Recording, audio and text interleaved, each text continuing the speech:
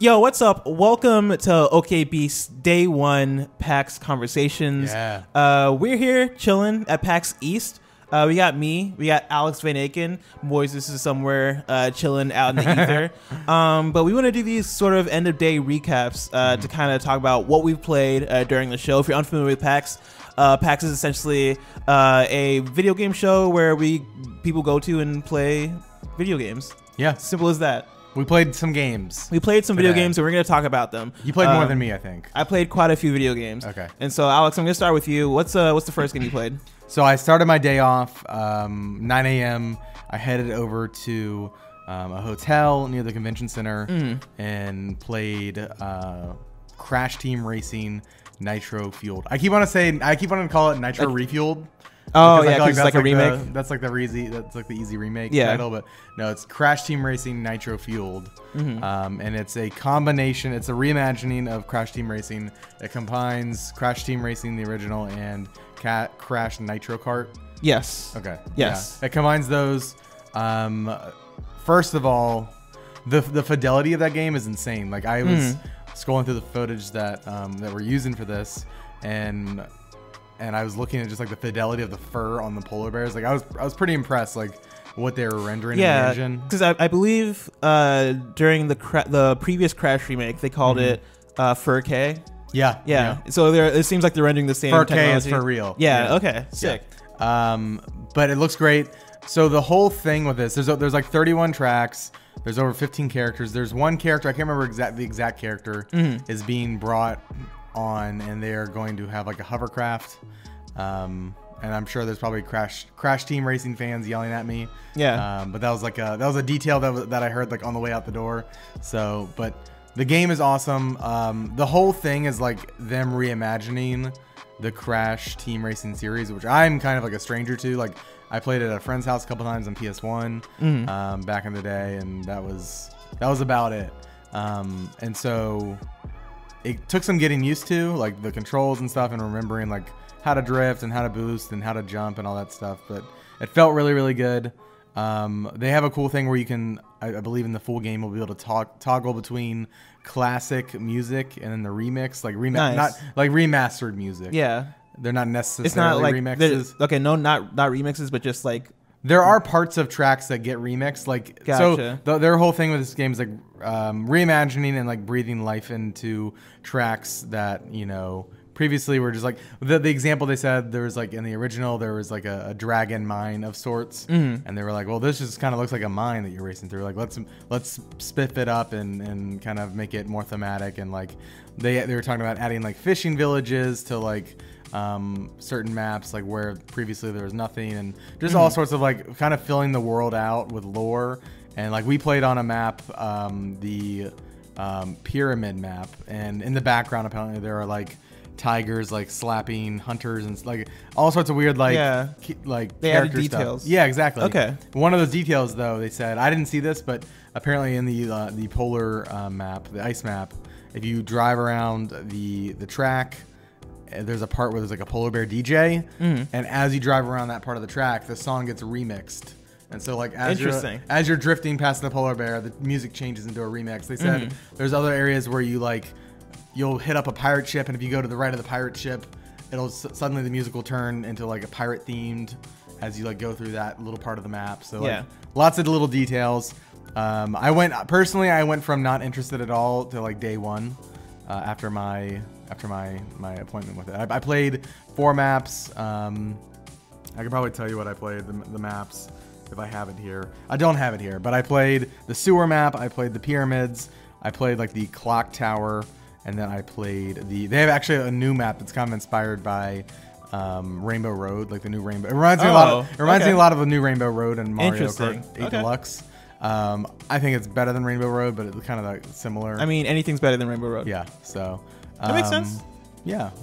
No, I really like Shadow of Colossus last year. Essentially, when Sony remastered it, essentially like remade it. Yeah. That was my jam, and so I'm a big fan of whenever they do that. Something I'm not a big fan of. Oh no. Control. This makes me sad. So I played Control from Remedy Studios. Yeah. It's their new game coming out in August. That is not essentially. It's not a sequel to Quantum Break at all. It's a new IP, Okay. but it's sort of a successor in the sense that they're using similar not mechanics, but I guess it's a similar style where it's like weird sci-fi-ish third-person Power, shooter. like supernatural Yeah. elements. Yeah. And I've been excited for this game up till now. And I'm still somewhat excited for it. I think what I got was just a bad demo. Yeah. I'm assuming. I'm Why? hoping. Why do you say that? Like, So- I heard it. First of all, everyone I talked to, I haven't gotten to play it yet. I'm going to play Yeah. it tomorrow, I think. But People say aren't it's me- frame rate wise is rough. frame rate wise, it's rough. Yeah. There's a lot of motion blur also. Okay. That made it like anytime I'll turn the camera, like the motion blur would just be like, yo, okay, it was it felt foggy.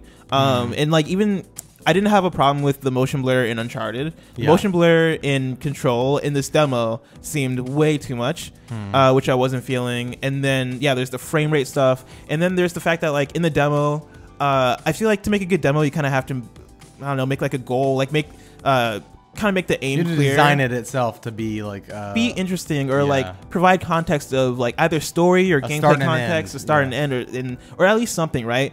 This Yeah. demo felt very much like a tech demo for like the PS4, where there wasn't much going on. Okay. They put you in a facility, and it feels kind of aimless. They throw enemies at you, but like I would shoot the enemies because you have like an automatic gun, and then the reload time would take forever. Like, Yeah. it's very noticeable because like as somebody who's played shooting games, right? Like there's a reload time that you kind of expect from a game. Yeah. And the reload time for this game just felt way too long, and you could tell they kind of do it on purpose because they want you to utilize your powers, which Yeah. are really cool. The powers are really dope. And so essentially you can do like, I don't know if it's called telekinesis, Yeah. but like essentially where you can float objects, Okay. and kind of mess around with them. Is that where like the basis of every other power comes from? Yes, and I mean, I don't know if you get more powers in the game, but essentially what I was able to do was if you press L1, I could shield myself with a bunch of debris. If I press R1 or hold R1, I could grab an object in the world and then release R1 to throw it. Yeah. If I press X to jump and press X again, I can float in midair. But the thing that kind of got me was that a lot of it felt like it lacked control. No pun intended. And yeah, like a lot of it didn't feel. I don't know. I just didn't. It didn't feel fun to me. Like the main thing that felt fun in the demo was grabbing things in the environment and throwing them back at enemies. Also, cool thing is when you lower the enemy's damage or HP low enough, you can hold square to take control of them. That's cool. Yeah, and so that was pretty cool. But aside from that, like the demo wasn't really doing it for me. The environment seemed pretty bland. Like there wasn't. It didn't really seem like there was a lot of diversity going on in terms of the things they're showing off. It's almost just like a big hotel lobby, right? Like yeah, it's like a big like of like an industrial science facility. Okay. It's almost Portal-ish. Okay. But like I feel like Portal at least kind of stayed interesting. Yeah. This I hope it stays interesting. I hope it comes out better, and they have like a lot of room to polish. And so, frame rate is something they can fix. Motion blur, like they ask for feedback at the end of the demo. Yeah. And so like I'm sure people will give them that feedback. And I'm sure there's a lot of things they can polish up. But I kind of went from the opposite with you. Like you went to day one for Crash, and I went from day one to being like I'm gonna wait for reviews and kind of see. But yeah, that's kind of where I'm at with it. Okay. Sadly. I want to play it really bad. Yeah. Because I was a big Quantum Break fan, and so I hope that there's like I'd imagine like I don't know. I know like the whole TV thing with Quantum Break was not well received. Yeah. But I thought the game was like fun still, and Yeah. I feel like if they can like I do hope it's just a bad demo, and like if there's context for what's happening, if you have a place to go besides just the room or whatever that you're in floating around in. I hope so. Yeah. Yeah, and a lot of people like Alan Wake, and I know that for sure. And so Yeah. like I have faith in them as a developer. And I think like hopefully it was just a bad demo. Yeah. And I want you to play it and report back because I'm really curious on what you had to Okay. have to say about it. What else did you play? I only played one other game. I played a game called Star Renegades. Okay. This was actually like one of the games that I was looking forward to most going into PAX, and I'm happy to say like it is awesome. So it's a roguelite turn-based RPG. The battle system is turn-based, but you have a timeline that can be manipulated. So you have a timeline that is like, okay, or turn order, but they have it displayed in like a long bar on the bottom of the screen. And it's sort of like, okay, you know, player A is on this position, player B is here, and then enemy 1 is here, player C is here. And you cycle through. Some characters though, like, can either like you select like whatever you're gonna like. For one of my characters, they had like a big sword, and I should say like the theme of this game is like mechs and like power suits and like stuff like that. Futuristic, very futuristic. And so I had a character who had like power armor on, like almost like Iron Man power armor, and then like a massive like claymore that they held. It was awesome. And some of their abilities, they were like more of a tank, and so they had high health, high shields, and they could you know, defend allies on the board, or they could take a big cleave attack, which is a ton of damage, but they kind of had to wait to take that turn. Like you would select cleave, but then like another character would go, and then your attack would be ready to go, and it would kind of do the little cutscene. Or there's some characters that have like instant attacks, where wherever you're at on the placement, you can do that instant attack, and then there's others that kind of manipulate, and like you can kind of disrupt your enemy. So if there's like a big boss that's about to like do a ton of damage, you can say, oh, I've got like this character. There's a character that looks like identical to Star-Lord in it. Interesting. Okay. And so that character, I don't know the name of the character, but they had like a shot, like a beam that I could shoot at anybody, but it was particularly useful against bosses that would like push them back on the timeline of the battle and like you know, disrupt them. So the battle system's cool. They have like, it's kind of your typical turn-based 3v3 usually.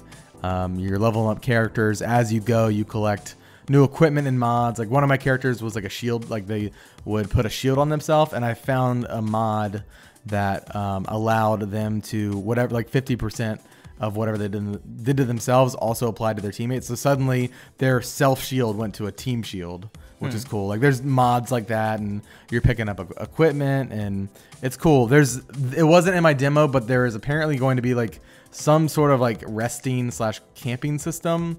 Like Dark Souls. No, more so like Banner Saga, from what the way it was described to me, where like, okay, we've made camp, and now you can walk over here and talk to this person, and you can develop that relationship. It's like Red Dead. Yeah. Okay. Yeah, like Red Dead. Like, but there's like romancing options, like Mass Effect. Yes. Okay. And you can have children. I got nothing. You can make children, and then like Rogue Legacy. Yeah. Sure. Okay. So if you like go to the camp, like this was not in the game, and I'm sure this is gonna change by the time the final game is out. But they were saying like, in theory, like the plan right now is, okay, this person and this person, they can have a child, and then once you have a child, you've unlocked a new character. Okay. To go, because it's a rogue. Oh, that is like Rogue Legacy then. Yeah. So it's pretty cool. There's also something kind of like, lastly, just to finish it off, the enemies on the board are not static. They have their own mission. And so you can like free roam, but then there's certain actions that you take within the overworld. Like let's say there's a hill you need to climb, that takes 1 turn. And so you climb that hill, and then your enemy gets to do something. So they can fire a turret at you. If they want, they can like move towards you. Like they have their own agenda. And so there are certain acts, like if you loot a chest you find, that's 1 turn, and they get to take a turn. So it's like almost like a board game. Like it reminds me of Galactic Conquest from Battlefront 2. That's all you needed to say. Yeah. So that Star Renegades, it's by Massive Damage. I think Raw Fury is going to be picking it up for publishing once they roll out a couple games soon. So yeah, that's dope. Star Renegades, really awesome. The art style, I forgot to say, art style is immaculate. It is phenomenal, and the animation is nice. Chef's kiss, dude. That's exciting. Yeah. You actually got me kind of hyped for this game, yeah. So I'm willing to check that out. A few more games. Yeah. Trover Saves the Universe. Ooh, that's Justin Roiland. Justin Roiland, coming from Squanch Games. They did accounting. Trover Saves the Universe is VR, but it's also non-VR. So I played it in non-VR. Okay. I should have played it in VR. I feel like that's what it's made for, right? It's 100% made for VR. Yeah. Because playing it, I was like, oh no, this plays like Astrobot, basically. Okay. Is that a platformer? It's not a platformer. it's kind of an action game, but like the focus isn't really the. Is that like the Simpsons game? Like I just imagine like this is. I know this isn't like a property like yeah. I'm imagining a Rick and Morty game like yeah. Where I'm like going around a house and talking to people. Yeah, and you're like following. I mean, from what I played, you're like following like a level, right? Okay. And it's the reason why I say it's like Astrobot is because you as a player are your own entity, and then you also control Trover separately, and you follow Trover, and you can like when you control, right? You control Trover, and he runs around. You can jump, and then he has like a saber that he'll like murk people with. Oh, that's cool. But the focus isn't necessarily the gameplay itself. The focus is the writing, and the focus is like the dialogue and the back and forth and following like the narrative adventure. So I assume this game probably isn't going to be like that long. Because I played accounting. Accounting was like 30 minutes at the most. Okay. And I could see this game being like a few hours long. It seems like they just want to take you on a comedic experience. Is it very self-aware? Super self-aware. Okay. When I was playing my demo, toward the end of my demo, Trover was like, "Hey, hurry up! Like you got people waiting in line for the demo." And I was like, "Oh, cool!" Like it's super self-aware, super funny, very well written. It's very Rick and Morty. Like the voices are very Rick and Morty. Like that's the one thing that I feel like that's off. Justin Roiland. Like that's his voice. Yeah, it's weird because that threw me off a little bit because like the voices are very like. Here's the Rick's voice. Yeah. Here's Morty's voice on just like a bunch of different characters. Yeah. But aside from that, like it's really funny, really good. Check it out. Played Mortal Kombat 11 on Switch. Oh. Looked kind of rough. Then I played it on PS4 and it looked wonderful. Okay. I played it handheld though. Okay. So docked, it could look better. Did it like keep up with like frame rates and stuff? It kept up with frame rate, but the resolution is what like was hitting it. Yeah. Or not necessarily resolution, but like visually, it just didn't. I feel like that's important too for a Mortal Kombat game. Like you want to see the fatalities. You want to see the fatalities, like 4K, and all that stuff. Compared to the PS4, like when I was playing the PS4 version, I played as Scarlet, and legit like all her moves, right? All her moves involve like blood and like. Essentially draining the opponent of their blood and then crystallizing it and then like stabbing them with it. Jeez. And in game it looked on PS4 it looked like immaculate. Okay. Like everything looks immaculate. The character model is great. Like NetherRealm, like Injustice 2 was one of the best looking games I ever played. Mortal Kombat 11 kind of seems like it's following up on that, and so for the Switch version to not look fantastic, it's kind of expected, but also it's kind of disappointing because you want that game to look as great as it can because like you know how the other versions look. Yeah. Was the music good? Because they've been knocking it out of the park with the trailers. Yeah. The music. So the music in the trailers, it's Mortal Kombat music. It's Mortal Kombat music. Okay. It's nothing like special. I was hoping for maybe a hip hop shift. Yeah. Yeah. That'd be dope, but no, it doesn't seem like they do anything with that. And then Dead Cells: Rise of the Giant, which is the new expansion coming for Dead Cells. I played. It seems like more Dead Cells. I didn't really get anything like that crazy out of it. There's a giant in it, and he's rising, which is cool. Giant's rising. There you go. Wow. Yeah, Rise of the Giant. Rise of the Giant. I'm sorry. And I essentially I got into a boss fight with the giant, and I got his health down pretty low. Ended up dying. Because I wasn't playing as well as I should have. But the new enemies that they introduced seem cool. The new environments are kind of cool. But like, it wasn't necessarily anything where I was like, oh snap! Like this is out of this world. I am excited for the costumes that they're doing with that. Are they doing costumes? You can. There's a new skinning mechanic where you can skin. I guess you can skin monsters. Interesting. Okay. It's weird. They're not animals. Like they're people. I guess they're slimes and stuff. But they're like monsters. Kind of. The enemies. I guess. If you call them enemies, you don't feel as bad. But there's a skinning mechanic apparently that lets you craft like outfits. Interesting. I didn't realize full that. Game. Yeah. That sounds dope. Yeah. I probably didn't get that far in the demo because I died pretty early. But yeah, no, that seems cool. And so if you like Dead Cells, it's obvious for you. Then lastly, Sayonara Wild Hearts, which is my favorite demo I've demoed so far. Really? Yeah. If you're unfamiliar with Sayonara Wild Hearts, it was announced at Game Awards. It's an indie game coming from Annapurna. Very colorful, very like 80s poppy. A lot of purples, a lot of pinks. It's essentially a rhythm game that's all about like.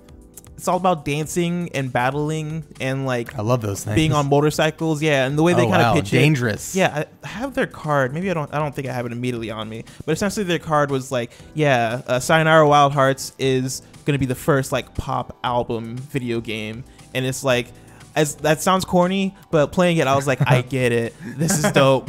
No, legit, like the music is fantastic. The way the game kind of flows with the music, and like it's essentially like you're playing a music video. Okay. The gameplay is essentially like it's rhythm stuff, and so you're pressing a button to like a beat, but then also you're doing like dodging stuff. Okay. And so it's like slight like bullet hell-y kind of.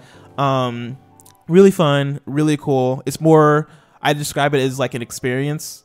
Like don't go into it thinking like, oh yeah, I'm about to like play a video game as video game. It's more so like it feels like an art piece almost. Yeah. But it's really cool, and I really enjoyed it. Awesome. And yeah, I think that about wraps up all we have to talk about today. Don't forget okbeast.com. We have PAX preview coverage all week on in video form and in like articles. Like we put up a whole. Moises wrote a whole preview on I almost said Sayonara Wild Hearts. Yeah. Sayonara Wild Hearts. Moises, of course. You can follow Moises on Twitter at Platana Ranger. Follow me on Twitter at Blessing Jr. You can follow Alex on Twitter at It's Van Aken. Those are good ways to keep up with the content. And you can keep up with OKBeast at OKBeast Now on Twitter. Yep. I think that about wraps it up, right? I think that's it. We're gonna have a few of these, right? These recaps. Yes, hopefully. If everything goes well, we will. Okay, cool. So, till next video, we'll see you guys later. Bye.